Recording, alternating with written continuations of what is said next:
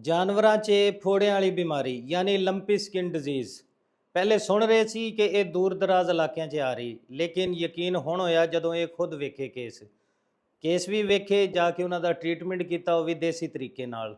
ਸ਼ਫਾ ਦੇਣ ਵਾਲੀ ਜ਼ਾਤ ਮੇਰੇ ਅੱਲਾ ਦੀ ਹੈ ਤੇ ਜਾਨਵਰ ਠੀਕ ਵੀ ਹੋਏ। ਇਸ ਵਾਸਤੇ ਵੀਡੀਓ ਲੈ ਕੇ ਆਏ ਆਪਣੇ ਭਰਾਵਾਂ ਕੋਲ ਤਾਂ ਕਿ ਇਹ ਨੁਸਖਾ ਭਰਾਵਾਂ ਨੂੰ ਦਸੀਏ ਤੇ ਇਹਨਾਂ ਨੂੰ ਫਾਇਦਾ ਹਾਸਿਲ ਹੋਏ। ਲੇਕਿਨ ਨੁਸਖਾ ਦੱਸਣ ਤੋਂ ਪਹਿਲੇ ਰਿਕੁਐਸਟ ਹੈ, ਵੀਡੀਓ ਨੂੰ ਆਪ ਵੀ ਵੇਖੋ, ਸ਼ੇਅਰ ਕਰੋ ਤਾਂ ਕਿ ਦੂਸਰੇ ਲੋਕ ਵੇਖ ਕੇ ਫਾਇਦਾ ਹਾਸਲ ਕਰਨ। ਆਨੇ ਆ ਵੀਡੀਓ ਦੀ ਤਰਫ। ਪਹਿਲੇ ਵੀ ਵੀਡੀਓ ਬਣਾਈ, ਉਹ 'ਚ ਬਕਾਇਦਾ ਦੱਸਿਆ ਸੀ ਕਿ ਇਹਦੀ ਕੁਝ ਇਹਤਿਆਤੀ ਤਦਾਬੀਰ ਨੇ, ਜਿੱਦਾਂ ਕਿ ਫਾਰਮ ਦੀ ਸਫਾਈ, ਚਿੱਚੜ, ਮੱਖੀ, ਮੱਛਰਾਂ ਤੋਂ। ਦੂਸਰੇ ਨੰਬਰ ਤੇ ਜਾਨਵਰ ਦੀ ਕੁਵਤ ਮੁਦਾਫਤ ਦਾ ਖਿਆਲ ਕਰਨਾ।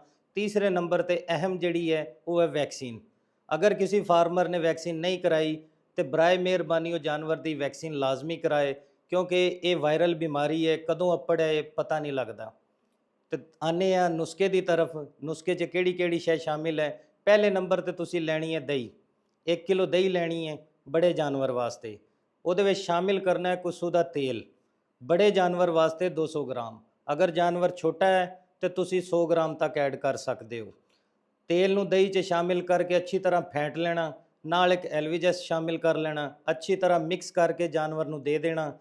ਅਗਰ ਬਿਮਾਰੀ ਦੀ ਸ਼ਿੱਦਤ ਹੈ ਤੇ ਤੁਸੀਂ ਉਹਨੂੰ ਇੱਕ ਦਿਨ 'ਚ 2 ਟਾਈਮ ਵੀ ਦੇ ਸਕਦੇ ਹੋ।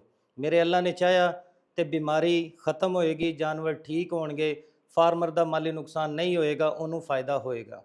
ਉਮੀਦ ਕਰਦਾ ਵੀਡੀਓ ਅੱਛੀ ਲੱਗੇਗੀ। ਸ਼ੇਅਰ ਕਰੋ ਤਾਂ ਕਿ ਦੂਸਰੇ ਲੋਕ ਵੇਖਣ, ਇਹ ਤੋਂ फ़ायदा ਹਾਸਲ ਕਰਨ। ਸ਼ੁਕਰੀਆ।